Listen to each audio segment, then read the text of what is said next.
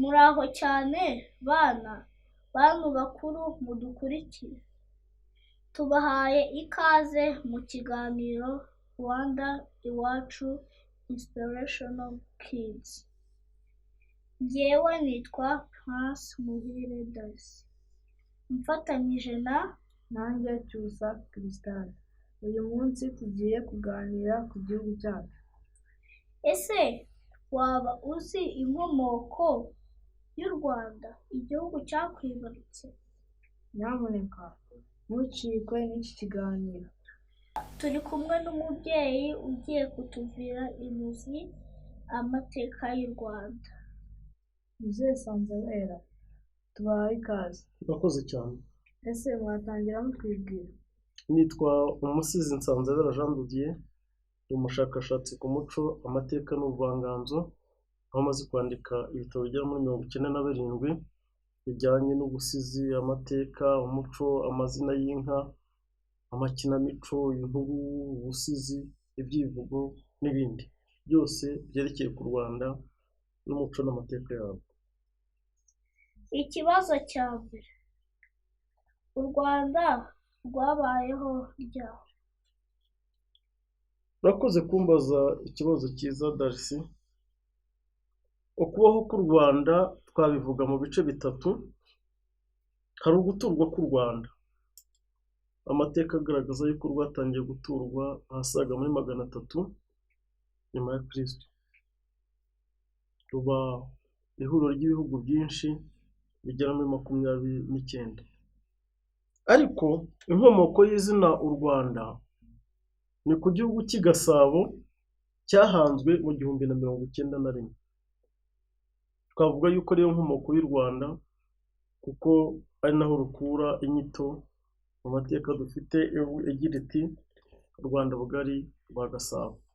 Muri make u Rwanda rwahanzwe mu 1091 rwitwa igihugu cy'i Gasabo, ariko kiza gisanga ibindi bihugu 29 byari ku butaka bw'u Rwanda byaje guhura bikaba igihugu kimwe cyitwa u Rwanda dufite ubu ngubu. Urakoze. Ikibazo cya kabiri, ese u Rwanda bisobanuye iki?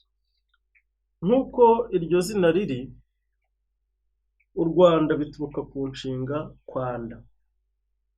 Ni inshinga ya kera itagikunze gukoreshwa. Kwanda bivuga kwaguka. Iryo zina u Rwanda nk'igihugu cy'i Gasabo cyarihawe n'umwami witwaga Cyilima Rugwe ahasaga mu 1345. Ubwo yaratangiye kwagura u Rwanda, amaje komekaho igihugu cyitwaga Uburiza cyari gihereye muri Rulindo na Gakenke. Maze aravuga ati cya gihugu ntabwo kikiri agahugu gato, cyatangiye kwanda, cyatangiye kwaguka. Ahera ubwo ahita cyita Rwanda, igihugu cyagutse cyabaye Kigali. Icyo nicyo bivuga. Rwanda bituruka ku nshinga kwanda bivuga kwaguka. Iryo zina u Rwanda rukaba rwararihawe n'umwami witwa Cyilima Rugwe ahasaga mu 1345. Murakoze. Ese mbere y'1345 u Rwanda rwabagaho?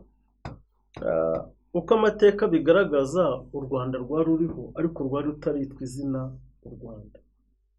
Kitwaga igihugu cy'i Gasabo, cyari kigizwe n'imirenge 6 yo muri karere ka Gasabo, ariyo Bumbogo, Rusororo, Ndera, Nduba, Gikomero,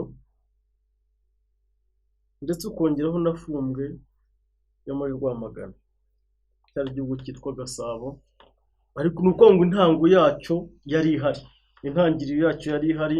Icyahindutse ni izina gusa mu 1345 nubwo cyiswe u Rwanda rugari rwa Gasabo. Ariko mbere yaho cyari igihugu kinini, ariko kirunzemo ibihugu byinshi bigera muri 29, harimo n'inkomoko y'u Rwanda yitwa Gasabo. Muzehe Sanzabera data, turabashimira kubw'umwanya mwaduhaye. Nawe urakoze Crystal, ko mwabajije ibibazo byiza kandi bikangura abandi bana muzakomeza aho ngaho. bantu bakuru, dukwiye kumenya byinshi ku gihugu cyacu. Mwakoze kuba mwadukurikiye. turabashishikariza kuzakurikirana ikiganiro cy'ubutaha. Murakoze. Bye bye.